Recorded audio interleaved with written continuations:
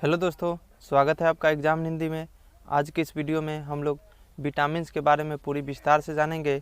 जैसे विटामिन कितने होते हैं एवं उस विटामिन से होने वाले कमी एवं रोग के बारे में भी जानेंगे तथा वह विटामिन जो होता है शरीर पे क्या प्रभाव डालता है उन सभी के बारे में जानेंगे। तो आप वीडियो के अंत तक जरूर बने रहें। अगर आप चैनल पर नए हैं तो चैनल को सब्सक्राइब करके बेल आइकन दबा दें ताकि आने वाले वीडियो की नोटिफिकेशन आपको समय पर मिल जाए। तो चलिए सबसे पहले जान लेते हैं विटामिन के बारे में। तो जो विटामिन होते हैं, एक जल में घुलनशील विटामिन होता है जो कि होता है विटामिन बी कॉम्प्लेक्स और विटामिन सी। ठीक है। दूसरा जो होता है वो होता है वसा में घुलनशील विटामिन जो होता है विटामिन ए, डी, ए, के, यानी vitamin A, vitamin D, vitamin E और विटामिन के। इन सभी विटामिन के बारे में हम पूरी विस्तार से जानेंगे, इसलिए आप चैनल को सब्सक्राइब ज़रूर कर लें और वीडियो को लाइक ज़रूर कर दें। तो सबसे पहले जान लेते हैं विटामिन B1 के बारे में, जिसे रासायनिक नाम थायमीन के नाम से भी जाना जाता है, जो हमें प्रतिदिन 1 से 2 मिलीग्राम लेना चाहिए यानी ग्रहण करना चाहिए। और स्रोत की अगर बात करें तो जो होता है अनाजों में या ऊपरी छिलकों में, खमीर में, अंडा में, दूध, गोभी, केला, मूंगफली, मांस आदि में जो पाया जाता है विटामिन B1। अगर शरीर पर प्रतिक्रिया की बात करें तो यह स्नायिक स्थिरता या कार्बोहाइड्रेट तथा वसा का उपापचय करता है।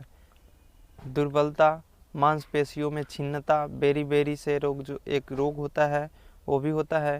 हृदय में दुर्बलता और स्नायिक कमजोरी, यानी मोटा माटी ये कहें तो कमजोरी या दुर्बलता होने की चांसेस बनी रहती है। ठीक है। विटामिन B2 जिसका रासायनिक नाम राइबोफ्लेविन होता है, जिसे विटामिन जी के नाम से भी जाना जाता है। तो यह जो होता है ये एक दिन में 1 से 2 मिलीग्राम यानी ml प्रतिदिन लेना चाहिए। और यह स्रोत की अगर बात करें तो पनीर, अंडा, खमीर, हरी सब्जी, मांस, दूध, कलेजी इत्यादि में पाया जाता है। ठीक है।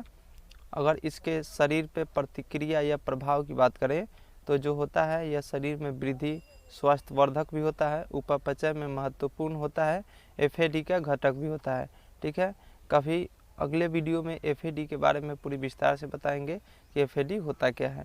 इससे होने वाला कमी एवं रोग की अगर बात करें तो मुंह के कोरों का फट जाना यानी चैलेसिस होता है, क्षीण पाचन शक्ति होता है, त्वचा एवं आँखों में जलन होता है, सिर दर्द, दिमागी थकावट, कमजोरी, नासिका द्वार में पापड़ी जमना इत्यादि इसका मुख्य कारण है।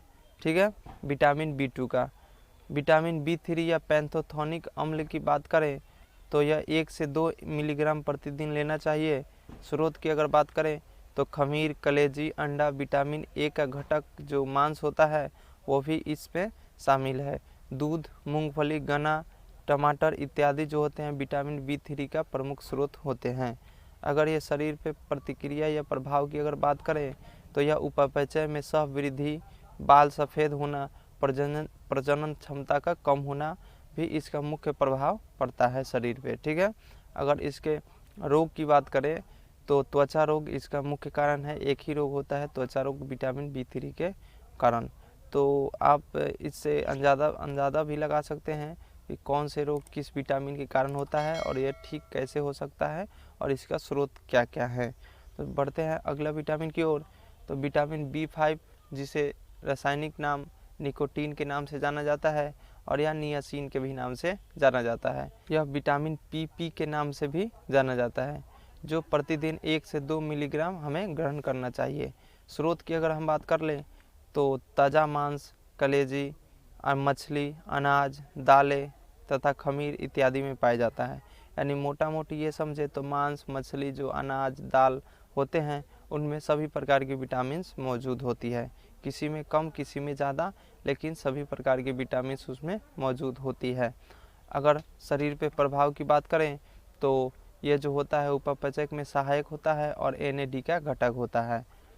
इससे होने वाले अगर रोग की बात करें तो जो होता है त्वचा में जलन, एंजाइम प्लैग्रा, जीभ और त्वचा पर दाने तथा पापड़ियाँ, निम्न पाचन शक्ति, तंत्रिका तंत्र में दुर्बलता एवं पागलपन। जो विटामिन B5 है उसमें त्वचा में जलन, जीभ और त्वचा पर दाने, पाचन शक्ति का कमज़ोर होना, तंत्रिका तंत्र यानी नर्वस सिस्टम में दुर्बलता यानी कमजोरी होना और पागलपन इसका मुख्य कारण है। अगला अगर विटामिन की हम बात करें तो विटामिन B6 जिसे पायरोडॉक्सिन के नाम से जाना जाता है, उसका रासायनिक नाम होता है, जो प्रतिदिन हमें 10 मिलीग्राम यानी 10 ml प्रतिदिन ग्रहण करना चाहिए। स्रोत की अगर हम बात कर ले तो ताज़ा मांस, कलेजी, मछली, अनाज, दालें, खमीर इत्यादि में भी विटामिन B6 पाया जाता है। अगर आपको विटामिन B6 की कमी है तो आप ये चीज़ खाकर विटामिन B6 की कमी को पूरा कर सकते हैं। नेक्स्ट विटामिन के बारे में देखते हैं, फोलिक अम्ल समूह। ठीक है, फोलिक अम्ल समूह जो होता है प्रतिदिन 5 मिलीग्राम हमें लेना चाहिए। स्रोत की अगर हम बात करें तो हरी पत्तियाँ, कलेजी, सोयाबीन, खमीर इत्यादि में जो फोलिक अम्ल समूह जो होता है वो पाया जाता है। अगर शारीरिक क्रिया का प्रभाव देखें शरीर पे यानी क्या प्रभाव डालता है, तो वृद्धि रुधानियों का निर्माण करता है एवं DNA में संश्लेषण करता है, संश्लेषण करता है। अगर हम शारीरिक क्रिया प्रभाव की बात करें तो यह वृद्धि रुधानियों का निर्माण तथा DNA का संश्लेषण भी करता है। नेक्स्ट अगर इसके कमी एवं रोग की बात करें तो मंद बुद्धि, त्वचा रोग, रक्तहीनता इसका मुख्य लक्षण है, यानी इससे रोग होता है। अगला अगर विटामिन की बात करें तो विटामिन H जिसे बायोटीन के नाम से भी जाना जाता है, यह प्रतिदिन 1 से 2 मिलीग्राम प्रतिदिन हमें ग्रहण करना चाहिए। अगर स्रोत की बात करें तो खमीर, गेहूं, अंडा, मूंगफली, चॉकलेट, सब्जी इत्यादि में पाया जाता है। इसके अगर शरीर पे प्रतिक्रिया या प्रभाव की बात करें तो वसीय अम्ल में संश्लेषण तथा ऊर्जा उत्पादन में महत्वपूर्ण भूमिका निभाता है। अगर इससे होने वाले रोग एवं कमी की बात करें तो इससे होने वाला जो मुख्य रोग है बालों का झड़ना, त्वचा रोग, दुर्बलता इसका मुख्य रोग है। ठीक है, अगला अगर विटामिन की बात करें तो विटामिन B12 जिसे साइनोकोबालेमाइन के नाम से जाना जाता है, इसका अगर प्रतिदिन लेने की बात करें तो 1 से 2 मिलीग्राम प्रतिदिन हमें ग्रहण करना चाहिए। जिसका स्रोत का बात करें तो मांस, मछली, कलेजी, अंडा, दूध, पनीर इत्यादि इसका जो मुख्य स्रोत है विटामिन B12 का। तो आपको ध्यान रखना है, अगर आपको किसी प्रकार की बीमारी है जिसमें विटामिन B12 की कमी पाई जाती है तो आप मांस, मछली, कलेजी, अंडा, दूध, पनीर इत्यादि को ले सकते हैं। अगर शरीर पे होने वाली प्रतिक्रिया की बात करें तो यह अनेक उपापचय अभिक्रिया तथा न्यूक्लियोप्रोटीन्स और रुधिरनाव का निर्माण में महत्वपूर्ण योगदान भी देता है। अगर इससे होने वाले कमी एवं रोग की बात करें तो रक्तहीनता यानी पेनिसेसिस एनीमिया और मंद बुद्धि इसका मुख्य रोग है। अब जानते हैं विटामिन C के बारे में, जिसे रासायनिक नाम एस्कॉर्बिक अम्ल के नाम से जाना जाता है। यह प्रतिदिन हमें 50 मिलीग्राम यानी 50 ml ग्रहण करना चाहिए विटामिन C। ठीक है, यह इसका जो मुख्य स्रोत है वो है खट्टे चीज़ों में, जो कि संतरा, मौसमी, टमाटर, हरी सब्जियां, आलू तथा फल है। लेकिन खट्टे चीज़ों में विटामिन C जो पाया जाता है बहुत बड़ी मात्रा में पाया जाता है। अगर इसका शरीर पे प्रभाव की अगर बात करें तो प्रतिरक्षा, घावों में भरने में सहायक होता है, विकास, कोलेजन वस्तुओं, दांतों के डेंटिंग तथा मसूड़ों को स्वस्थ रखता है। ठीक है, ये जो शरीर पे प्रभाव डालता है ये आपके सामने है, मसूड़ों को स्वस्थ रखना इसका मुख्य काम है। अगर इससे होने वाले कमी एवं रोग की बात करें तो स्कर्वी, मसूड़ों से रक्त बहना, अतिरिक्त रक्तस्राव जो होता है यानी किसी कटने के बाद रक्तस्राव रुकता नहीं है, वे इस विटामिन के कमी से होता है। तो इस विटामिन की कमी से आप रोग के बारे में जान गए होंगे।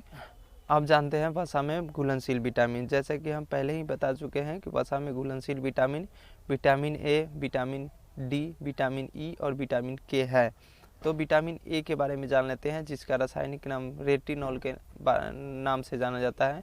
देन उसके बाद जानेंगे कि विटामिन D के बारे में, फिर उसके बाद जानेंगे विटामिन E के बारे में और अंत में जानेंगे विटामिन K के बारे में। तो सबसे पहले जान लेते हैं विटामिन A के बारे में, जिसे रेटिनॉल के नाम से जाना जाता है। ठीक है, यह 300 से 400 IU यानी 1 मिलीग्राम से कम यह एक प्रतिदिन हमें ग्रहण करना चाहिए। इसका अगर स्रोत की बात करें तो दूध, मक्खन, अंडा, कलेजी, मछली का तेल, गाजर इत्यादि में विटामिन A अच्छी मात्रा में पाया जाता है, यानी विटामिन A सबसे ज़्यादा गाजर में पाया जाता है। ठीक है, अगर शारीरिक क्रिया का प्रभाव की अगर बात करें तो दृष्टि का रंगों में संश्लेषण, एपिथेलियम स्तरों में वृद्धि तथा विकास होता है, यानी मुख्य रूप से ये आँखों पर असर डालता है, यानी दृष्टि में जो रंगों का संश्लेषण है वो व्यक्ति नहीं कर पाता है, जिसे रतौंधी के नाम से जानते हैं। कमी एवं रोग की अगर बात करें तो कर्निया तथा त्वचा की कोशिकाओं में स्क्लदिभवन और रतौंधी जैसा यानी नाइट ब्लाइंडनेस इसका मुख्य रोग है। ठीक है, अब जिस व्यक्ति को नाइट ब्लाइंडनेस यानी रतौंधी हुआ है वह गाजर का प्रयोग अच्छी तरह से करें, उन्हें काफ़ी मदद मिल सकती है। ठीक है, अगला विटामिन डी है, जिसे कैल्सीफेरॉल के नाम से जानते हैं। यह भी 300 से 400 IU प्रतिदिन यानी 1 ml से कम प्रतिदिन हमें ग्रहण करना चाहिए। अगर इसका स्रोत की अगर बात करें तो मक्खन, कलेजी, अंडे की जर्दी, मछली का तेल, सूर्य का प्रकाश तथा त्वचा में संश्लेषण इसका मुख्य स्रोत है। यानी विटामिन जो डी है उसका मुख्य स्रोत प्रकाश संश्लेषण है, यानी सूर्य का प्रकाश है। ठीक है, अगर यह शरीर पे क्या प्रभाव डालता है उसके बारे में जान लेते हैं। तो कैल्शियम, फास्फोरस जटिल कार्बोहाइड्रेट तथा वसाओं के उपापचय में महत्वपूर्ण होता है और हड्डियों और दांतों की वृद्धि में भी यह काम करता है। तो शरीर पे क्या प्रभाव डालता है इसके बारे में आप जान गए होंगे। आप जानते हैं यह शरीर में कौन से रोग उत्पन्न करता है। तो सबसे पहले सूखा रोग यानी रिकेटस जो इसका मुख्य रोग है वो पैदा करता है, और ऑस्टियोमैलेशिया जो रोग होता है यह भी विटामिन डी के कारण होता है। तो विटामिन डी से होने वाले रोग एवं उससे कमी के बारे में आप जान गए होंगे और उसका स्रोत भी आप अच्छी तरह से जाने होंगे। तो अब जानते हैं अगला विटामिन जो है विटामिन ई, जिसे टोकोफेरॉल के नाम से भी जानते हैं। इसका जो रासायनिक नाम टोकोफेरॉल है यह भी मोस्ट इम्पोर्टेंट प्रश्न है। अगर आप किसी कॉम्पिटिटिव एग्जाम की तैयारी कर रहे हैं तो इसमें रासायनिक नाम पूछ लिए जाते हैं विटामिन के, तो आपको ध्यान रखना है, कहीं नोट करके रख लेना है। अब यह जान लेते हैं कि यह भी 300 से 400 IU प्रतिदिन हमें ग्रहण करना चाहिए। इसके स्रोत की अगर बात करें तो हरी सब्जियों में, अंडे की जर्दी में, दूध में, मक्खन में इत्यादि में यह विटामिन ई बड़ी मात्रा में पाया जाता है। अगर शारीरिक क्रिया का प्रभाव की बात करें तो यह जानिक एपिथेलियम की वृद्धि और मांसपेशियों की क्रियाशीलता को रोकता है। अगर इसके कमी एवं रोग की बात करें तो प्रजनन क्षमता में कमी और पेशियों में कमजोरी उत्पन्न करता है। यानी प्रजनन क्षमता में कमजोरी इसका मुख्य लक्षण है विटामिन ई का। नेक्स्ट अगर विटामिन की बात करें तो वो है विटामिन के, जिसे नेप्थोक्विनोन के नाम से जानते हैं,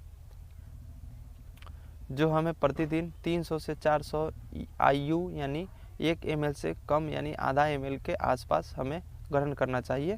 अगर इसका स्रोत की अगर बात करें तो इसका जो मुख्य स्रोत होता है टमाटर, कलेजी, अंडा, पनीर, दूध इत्यादि में पाया जाता है।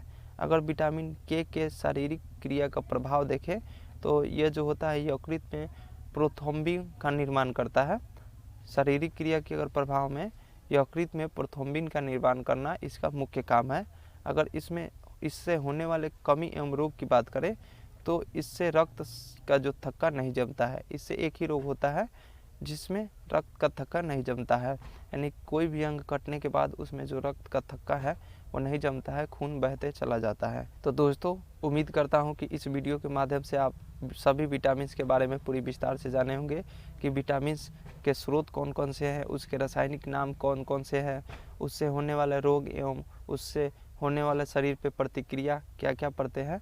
तो अगर आपको यह चैनल पसंद आए तो चैनल को सब्सक्राइब करके बेल आइकन दबा दें ताकि आने वाले वीडियो की नोटिफिकेशन आपको समय पर मिल जाए। तो चलिए मिलते हैं नेक्स्ट वीडियो में, तब तक के लिए धन्यवाद।